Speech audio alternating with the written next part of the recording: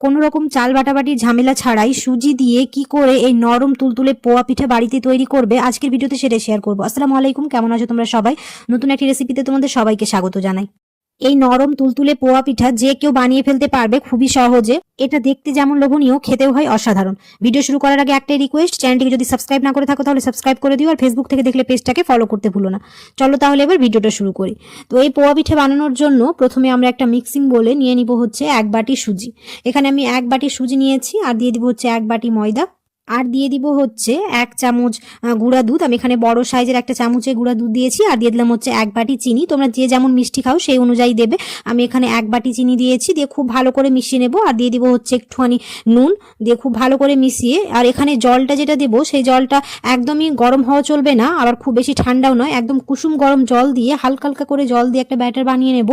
জলটা পুরোটাই একসাথে দেবো না, একটু একটু করে দিয়ে এরকম করে মিশাতে থাকবো। ভালো করে একটা ঘন ব্যাটার বানিয়ে নেব। কেমন ঘনত্বটা থাকবে সেটাও তোমাদের দেখিয়ে দিচ্ছি। একটু একটু করে জল দিয়ে এরকম করে মিশাতেই থাকবো। এটা মেশানোর সময় অবশ্যই মাথায় রাখতে হবে যে জলটা বেশি গরম হওয়া চলবে না, একদমই কুসুম গরম নিয়ে আমি এটা ব্যাটারটা বানিয়ে নিয়েছি। আর খুব ভালো করে এটা মেশানো হয়ে গেছে আমার, দেখতেই পাচ্ছ। একটুখানি সময় নিয়েই ব্যাটারটা মিক্স করে নিতে হবে যাতে কোনো অংশে ল্যাম্পস না থাকে। খুব ভালোভাবে ব্যাটারটা আমার মিক্স করা হয়ে গেছে। এবার এটা 10 মিনিটের জন্য রেস্টে রেখে দেবো। 10 মিনিট হয়ে গেছে, আর দেখিয়ে দিচ্ছি তোমাদের ঘনত্বটা। তো এরকম ঘনত্বটা থাকবে। আমাদের ব্যাটারটা একদম রেডি হয়ে গেছে। এরকম একটা ছোট কাপ নিয়েছি, ছোট কাপে এরকম করে তেলের মধ্যে এবার ছেড়ে দেবো। দেখিয়ে দিচ্ছি কিভাবে ছাড়বো। তো তেলটা গরম হয়ে এসছে, এবার এরকম করে ছেড়ে দেবো। তোমরা চাইলে একটা গোল চামচ এরকম নিয়েও ছাড়তে পারো। আমি একটা কাপ নিয়ে ছেড়েছি, তাহলে খুব ভালোভাবে এটা হয়ে যাবে। আর ওপরে ওপরে এরকম করে চামচ দিয়ে তেল দিয়ে দেবো, তাহলে এটা খুব ভালোভাবে মানে ফুলে আসবে। আর দেখতে পাচ্ছ তেল থেকে পুরোপুরি ভেসে এসছে, আর খুব সুন্দরভাবে ফুলেও যাচ্ছে। তো এরকম করে বানালে সবগুলোই পোয়া পিঠে এরকম ফুলে যাবে, আর দেখতেও সুন্দর হবে।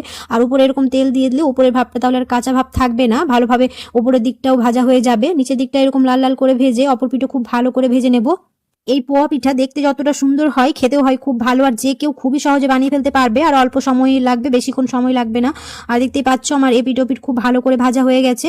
এবার তুলে নেব। এরকম করে সবগুলোই ভেজে নেব। আর দেখতেই পাচ্ছ কতটা ফুলে গেছে। তো এরকম করে বানালে সবগুলো এরকম করে ফুলে যাবে। দেওয়ার সাথে সাথে একটা চামচ নিয়ে উপরে এরকম গরম তেল দিয়ে দিতে হবে, তাহলে এপিঠ ওপিঠ খুব ভালো করে ভাজা হয়ে যাবে। তো এরকম করে সবগুলোই ভেজে নেব। আশা করছি আমার আজকের রেসিপি বুঝতে তোমাদের কোনো অসুবিধা হয়নি।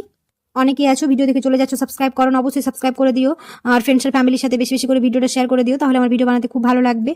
আমার আজকের রেসিপি তোমাদের কেমন লেগেছে অবশ্যই কমেন্টে জানাতে ভুলো না। যদি ভালো লেগে থাকে তাহলে অবশ্যই একটা লাইক করে দিও। দেখা হবে খুব শিগগিরই পরে একটি নতুন রেসিপিতে। সবাই খুব ভালো থাকবে, সুস্থ থাকবে, সাবধানে থাকবে।